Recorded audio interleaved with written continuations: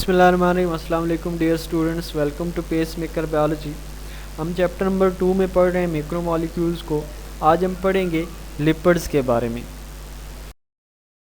तो lipids dear students वो organic compounds हैं या मैक्रोमोलेक्यूल्स हैं जो कि हिट्रोजीनियस कंपाउंड्स से मिलकर बने हैं, यानी वैरायटी ऑफ कंपाउंड्स इनके अंदर पाए जाते हैं जो कि फैटी एसिड के साथ रिलेटेड होते हैं। आपने जब कार्बोहाइड्रेट्स पढ़ा या प्रोटीन्स को पढ़ा तो आपने उनमें देखा था कि उनमें सिमिलर सब यूनिट्स मिलकर मैक्रोमोलेक्यूल्स को बना रहे हैं, जबकि आप इनमें देखेंगे कि वैरायटी ऑफ कंपाउंड्स जो हैं, बहुत सारे कंपाउंड्स फैटी एसिड के साथ मिलकर ये लिपिड्स को जनरेट करेंगे। तो इसकी हिस्ट्री के बारे में अगर देखें तो सबसे पहले 1943 के अंदर ब्लोर नामी एक शख्स ने ये टर्म इस्तेमाल की थी। ये टर्म लिपिड्स को लफ्ज़ लिपोज से निकाला गया, जो कि एक ग्रीक वर्ड है जिसका मतलब होता है फ़ैट यानी चर्बी। इनकी कुछ करैक्टरिस्टिक्स के बारे में बताया गया है। इनमें सबसे पहले ये है कि ये पानी के अंदर गैर अलपजीर होते हैं और ये ऑर्गेनिक सॉल्वेंट्स के अंदर जैसा कि ईथर, अल्कोहल, क्लोरोफॉर्म और बेंजीन के अंदर ये आसानी से हल हो सकते हैं। देन इनके बारे में बताया गया इनकी मिसालों में फ़ैट्स, ऑयल्स, वैक्सेस, कोलेस्ट्रॉल और इसकी आगे मज़ीद हम टाइप्स को देखेंगे। ये हाइड्रोफोबिक कंपाउंड्स होते हैं, यानी ये पानी से दूर भागते हैं और ये सेल मेम्ब्रेन्स को इसीलिए बनाते हैं। तो जो सेल की मेम्ब्रेन्स हैं वो पानी में डिज़ोल्व नहीं होती, इसलिए हमारे सेल्स के अंदर लिपिड्स प्रेजेंट होते हैं। अगर इनकी एनर्जी स्टोरेज की बात की जाए तो ये कार्बोहाइड्रेट्स की निस्बत एनर्जी को डबल स्टोर करते हैं, क्योंकि इनमें कार्बन हाइड्रोजन बॉन्ड्स ज़्यादा प्रेजेंट होते हैं और ऑक्सीजन का बॉन्ड कम प्रेजेंट होते हैं। तो अगर हमारे पास 1 ग्राम कार्बोहाइड्रेट्स हैं तो उनसे जो एनर्जी हासिल होती है तकरीबन 4 किलो कैलोरी में हासिल होती है 1 ग्राम से, और अगर हम लिपिड्स का 1 ग्राम लें तो उससे हमें हासिल होने वाली एनर्जी जो है उसकी मिकदार 9.1 किलो कैलोरीज होगी। तो इसलिए ये डबल अमाउंट के अंदर एनर्जी रिलीज़ करते हैं। इसके कुछ और फंक्शन बताए गए हैं कि ये वैक्सेस जो हैं ये एक्सोस्केलेटन ऑफ इंसेक्ट्स के अंदर पाई जाती हैं। ये वाटर बैरियर के तौर पर काम करती हैं, पानी का लॉस नहीं होने देती। और इसके अलावा प्लांट्स के अंदर ये एपिडर्मल सेल्स के ऊपर, जो कि लीव्स के, फ्रूट्स के या सीड्स के जो एपिडर्मल ऊपर वाले सेल्स होते हैं उनके ऊपर एज अ प्रोटेक्शन काम कर रहे होते हैं। देन हम इसकी क्लासिफिकेशन की बात करेंगे तो लिपिड्स को मेनली 3 क्लासेस के अंदर डिफ्रेंशिएट किया गया। सबसे पहले इसमें सिंपल, कंपाउंड और ड्राइव्ड लिपिड्स को देखा गया है। तो सिंपल जो है ये सादा तरीन होते हैं और इनमें जो ट्राइग्लिसराइड्स और वैक्सेस हैं। और ट्राइग्लिसराइड्स किससे बने हैं, इनमें क्या क्या पाया जाता है, फैटी एसिड कैसे होते हैं, इनमें अनसैचुरेटेड जो फैटी एसिड होते हैं उनकी क्या क्या टाइप्स हैं, तो ये हम आगे मज़ीद इसको डिस्कस करेंगे। कंपाउंड यानी ये कुछ कॉम्प्लेक्स होते हैं, इनमें कुछ जो सब यूनिट्स होते हैं वो ज़्यादा होते हैं। इनमें फॉस्फोलिपिड्स बहुत अहम है, इसमें हम लेसिथिन के स्ट्रक्चर को बहुत ब्रीफली देखेंगे। ग्लाइकोलिपिड्स में सेरिब्रोसाइड्स और गैंग्लियोसाइड्स जो कि नर्वस सिस्टम का हिस्सा होते हैं, इनको हम देखेंगे। और ड्राइव्ड कुछ होते हैं जो कि मुख्तलिफ डेरिवेटिव्स से मिलकर बने होते हैं, उनके साथ फैटी एसिड मिलते हैं, जिनमें कैरोटिनॉइड्स हैं, स्टीरॉइड्स हैं और स्टीरोल्स हैं, जो कि मुख्तलिफ फंक्शंस परफॉर्म कर रहे होते हैं। आप इनकी मिसालें भी यहाँ पे देख सकते हैं। जी, लिपिड्स जो हैं इनमें मेन अगर देखा जाए तो 2 कंपोनेंट्स हैं, ग्लिसरॉल और फैटी एसिड। इसको हम इसके स्ट्रक्चर को आगे देखेंगे। यहाँ पे कुछ अहम लिपिड्स के बारे में बताया गया है, जिनमें सबसे पहला असाइल ग्लिसरॉल है या ट्राई असाइल ग्लिसरॉल इसको हम कहते हैं, या इसको हम न्यूट्रल लिपिड या न्यूट्रल फैट भी कहते हैं। ये काफ़ी ज़्यादा पाया जाता है नेचर के अंदर।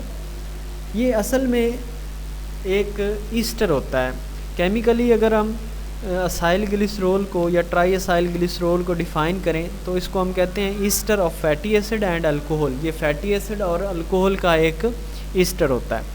अब हमें जानना होगा कि ईस्टर किसे कहते हैं।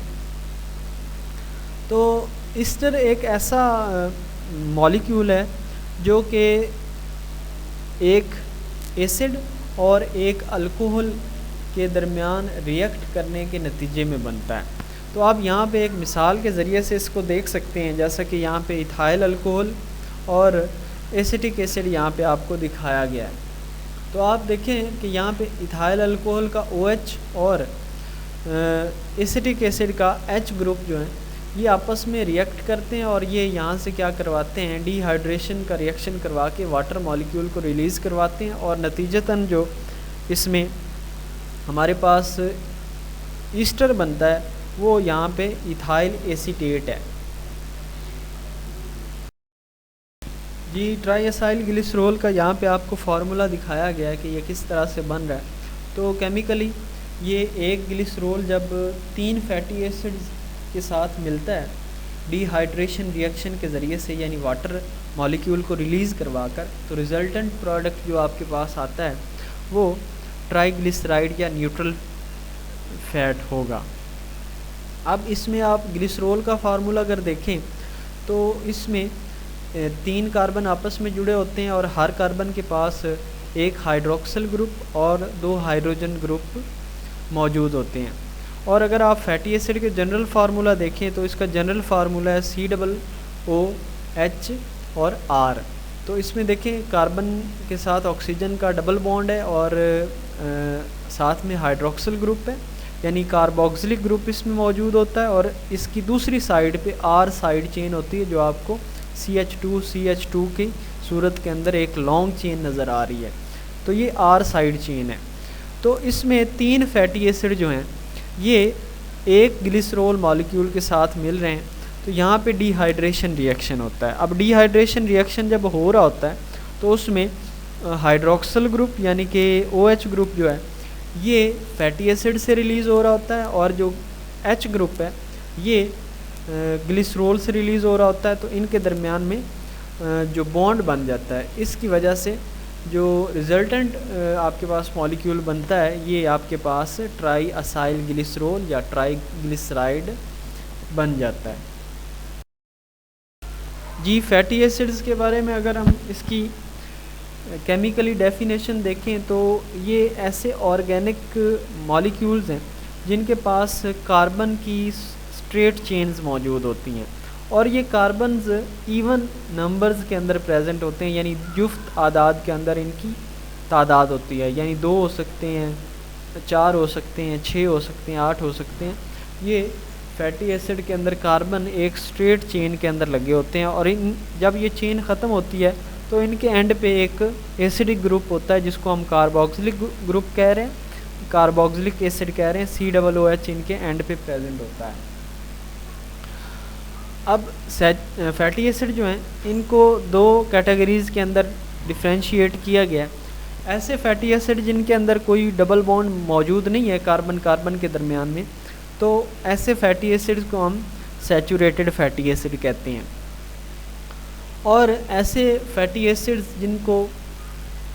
जिनके अंदर कार्बन कार्बन के दरमियान में कहीं पे डबल बॉन्ड प्रेजेंट है तो उनको हम अनसैचुरेटेड फैटी एसिड कहते हैं। ये डबल बॉन्ड की तादाद 1 से 6 हो सकती है। जो यहाँ पे आपकी बुक के अंदर ऑयलिक एसिड का एक स्ट्रक्चर दिखाया गया है, इसको हम मोनो अनसैचुरेटेड फैटी एसिड कहते हैं क्योंकि इसमें एक डबल बॉन्ड प्रेजेंट है। और एक और यहाँ पे जो सबसे बड़ा अनसैचुरेटेड फैटी एसिड है उसका नाम यहाँ पे बताया गया है कि इसमें 6 होते हैं, डबल बॉन्ड होते हैं, डोकोजा हेक्सा इनोइक एसिड इसको हम कहते हैं। तो इसमें 6 डबल बॉन्ड भी प्रेजेंट हो सकते हैं। एनिमल्स के अंदर अगर देखा जाए तो फैटी एसिड्स स्ट्रेट चेन के अंदर मेनली लगे होते हैं और प्लांट्स के अंदर कभी कभार इनमें ब्रांचिंग भी हो सकती है। अगर इसकी सॉल्युबिलिटी और मेल्टिंग पॉइंट्स की बात की जाए तो जितनी कार्बन्स की तादाद बढ़ती जाएगी उतनी ही सॉल्युबिलिटी इनकी ज़्यादा होगी ऑर्गेनिक सॉल्वेंट्स के अंदर, और जितनी कार्बन की तादाद बढ़ती जाएगी उतने ही मेल्टिंग पॉइंट इनके हाई होते जाएंगे। जैसे कि आप देखें यहाँ पे आपको मिसाल दी गई है बुक के अंदर कि ब्यूटायरिक एसिड जिसके पास 4 कार्बन है, उसका अगर हम मेल्टिंग पॉइंट देखें तो वो -8 डिग्री सेल्सियस है, यानी बहुत कम लो टेम्परेचर पे भी वो मेल्ट हो जाते हैं। और जो यहाँ पे पाल्मिटिक एसिड है उसकी मिसाल आपको दी गई है जिसके पास 16 कार्बन्स हैं, तो उसका जो मेल्टिंग पॉइंट है वो 63.1 डिग्री सेल्सियस है। तो बहुत ज़्यादा फ़र्क है। हालांकि कार्बन की तादाद के अंदर इतना फ़र्क नहीं आया जितना ज़्यादा मेल्टिंग पॉइंट्स की मिकदार के अंदर फ़र्क आया है। जी, सैचुरेशन और अनसैचुरेशन की बेस पे हम फैटी एसिड्स को देखेंगे कि फ़ैट्स और ऑयल्स क्या होते हैं। तो ऐसे फ़ैट्स जो कि अनसैचुरेटेड फैटी एसिड रखते हैं वो रूम टेम्परेचर पर लिक्विड होते हैं और इनको हम ऑयल्स कहते हैं।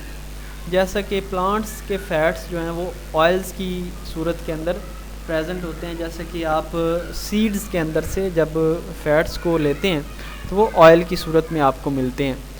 और जो ऐसे फ़ैट्स जो कि सैचुरेटेड फैटी एसिड रखते हैं, यानी सिंगल बॉन्ड वाले फैटी एसिड रखते हैं, तो वो रूम टेम्परेचर पर ये क्या होते हैं, ये सॉलिड होते हैं। और इनमें मिसाल हम करेंगे एनिमल फ़ैट्स यानी चर्बी।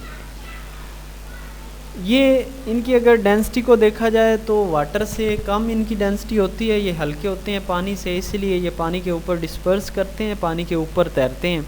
और इनकी स्पेसिफिक ग्रेविटी की अगर बात की जाए तो वो 0.8 है।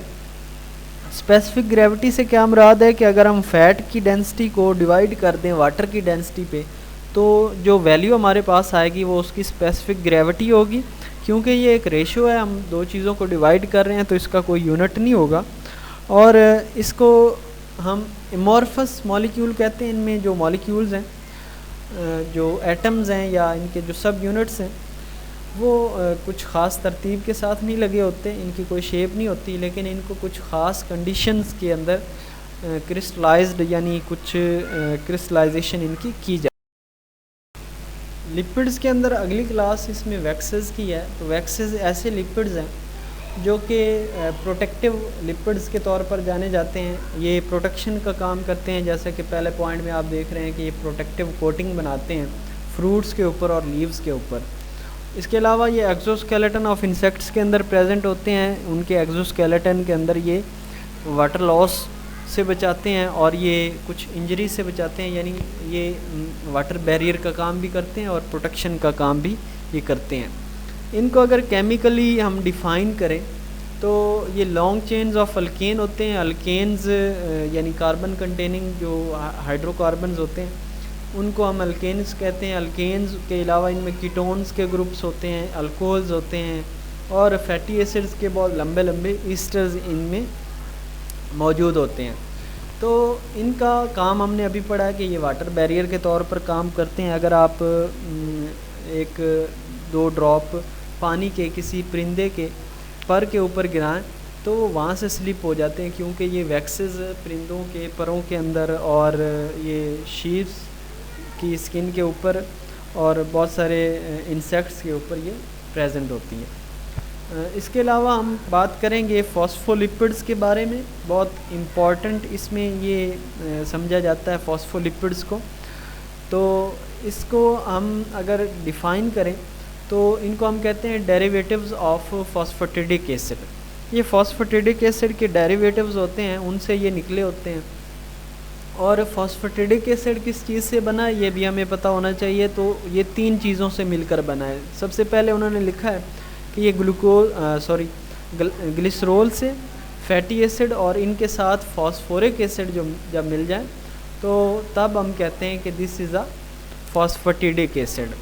तो ग्लिसरॉल आपने अभी इसका स्ट्रक्चर देखा था कि 3 कार्बन इसके पास होती हैं, हर कार्बन के पास 2 हाइड्रोजन और एक हाइड्रोक्सिल ग्रुप होता है। फैटी एसिड का जनरल फार्मूला आपने देखा था कि COOH और साथ में R साइड चेन होती है इसके पास, और फॉस्फोरिक एसिड H3PO4। ये 3 चीज़ें मिलकर फॉस्फेटिडिक एसिड को बना रही होती हैं। अगर इनकी बात की जाए कि ये कहाँ पे पाए जाते हैं तो ये बैक्टीरिया, प्लांट्स, एनिमल्स, तमाम तरह के जानदारों में प्रेजेंट हो सकते हैं। ये काम के हवाले से इनका बहुत अहम रोल है। सेलुलर मेम्ब्रेन्स के अंदर, कि ये सेल मेम्ब्रेन का कंपोनेंट होते हैं। जो आप पढ़ते हैं कि ये सेल मेम्ब्रेन के अंदर लिपिड्स की बाइलेयर होती है, तो वो असल में जो वो दोहरी तह जो होती है वो फॉस्फोलिपिड्स की ही होती है। और ये फॉस्फोलिपिड्स जो होते हैं ये हाइड्रोफोबिक होते हैं और बाकी सारे भी हाइड्रोफोबिक होते हैं। तो इसीलिए अल्लाह ताला ने सेल मेम्ब्रेन को लिपिड से बनाया, क्योंकि ये पानी के अंदर हल पजीर नहीं होते। तो हमारे जो सेल्स हैं वो भी, क्योंकि उसके अंदर और बाहर पानी वाला इन्वायरमेंट होता है, तो वो सेल्स भी उस पानी के अंदर डिज़ोल्व नहीं होते, क्योंकि उनकी मेम्ब्रेन्स जो होती हैं वो फॉस्फोलिपिड से बनी होती हैं।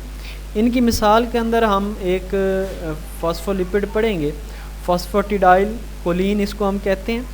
इसका स्ट्रक्चर भी हम ब्रीफली इसको देखेंगे।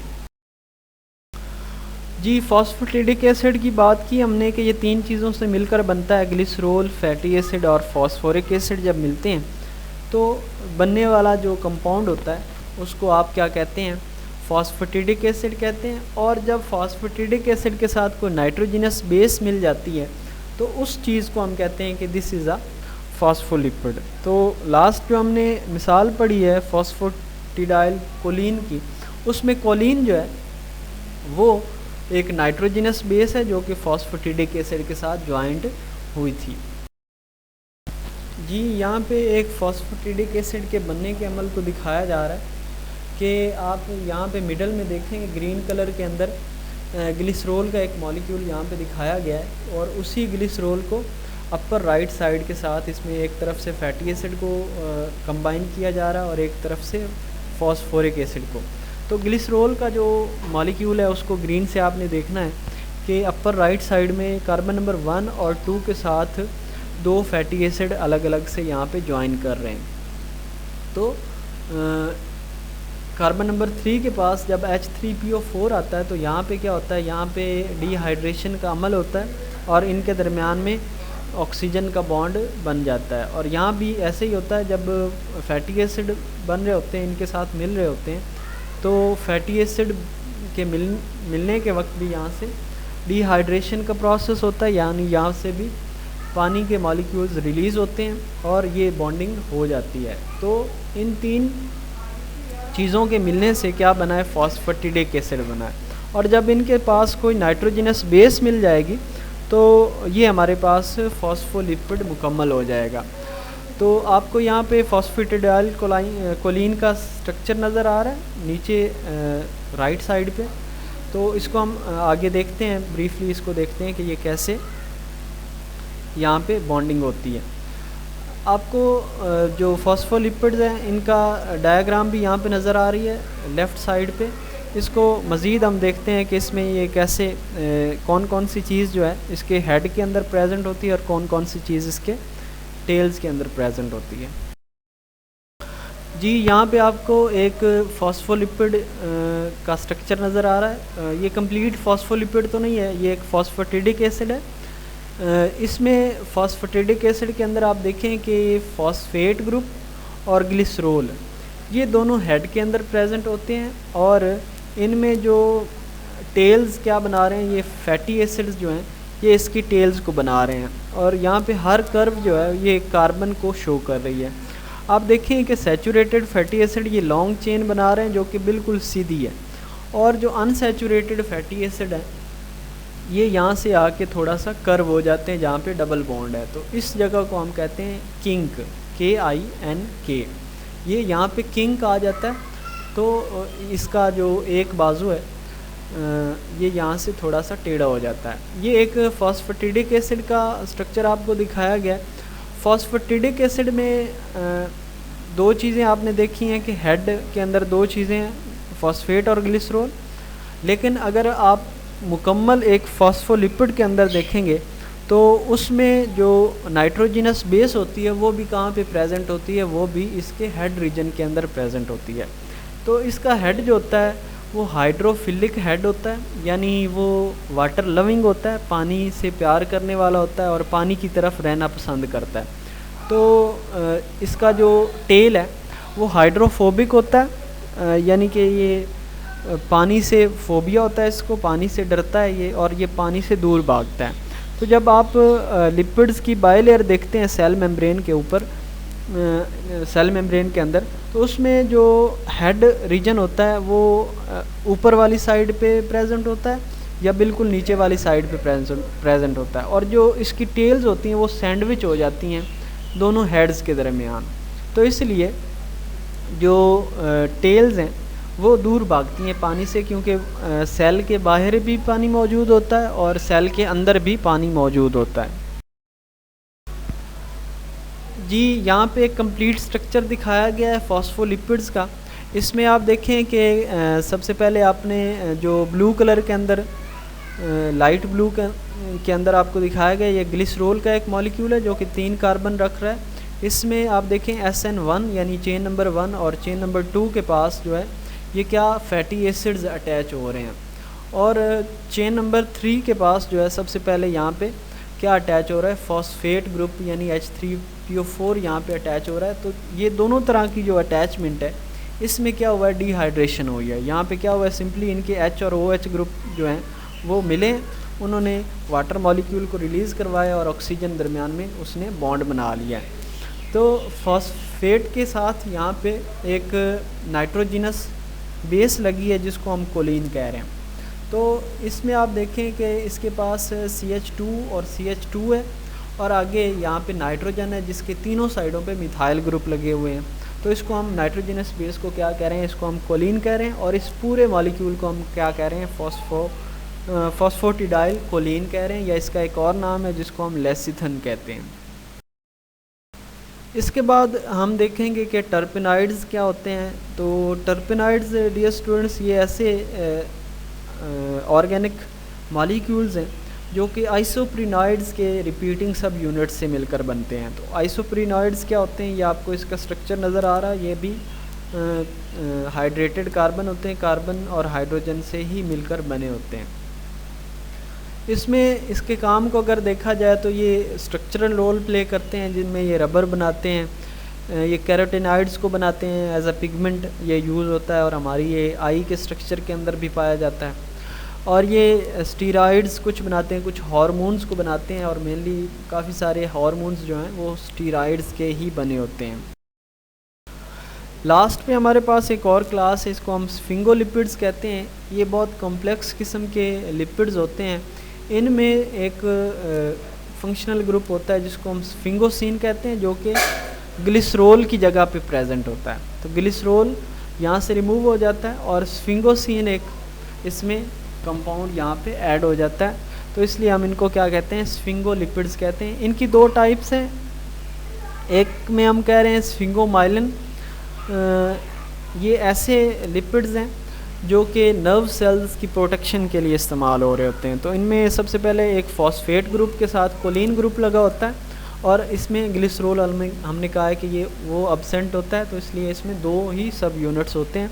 तो ये क्या बना रहे होते हैं, ये माइलिन शीट जो आपने पढ़ा था कि सेल का जो नर्व सेल का जो एक्सॉन होता है, उस एक्सॉन के ऊपर जो शिवान सेल्स होते हैं उनके ऊपर माइलिन शीट जो बनी होती है वो आपने पढ़ा था फ़ैट की बनी होती है। तो वो फ़ैट कौन से होते हैं, वो स्फिंगोलिपिड्स होते हैं, जो कि इसके ऊपर क्या कर रहे हैं, इसकी प्रोटेक्शन का काम कर रहे हैं और उसको नॉन कंडक्टर बना रहे हैं, यानी इंसुलेशन का काम भी कर रहे हैं।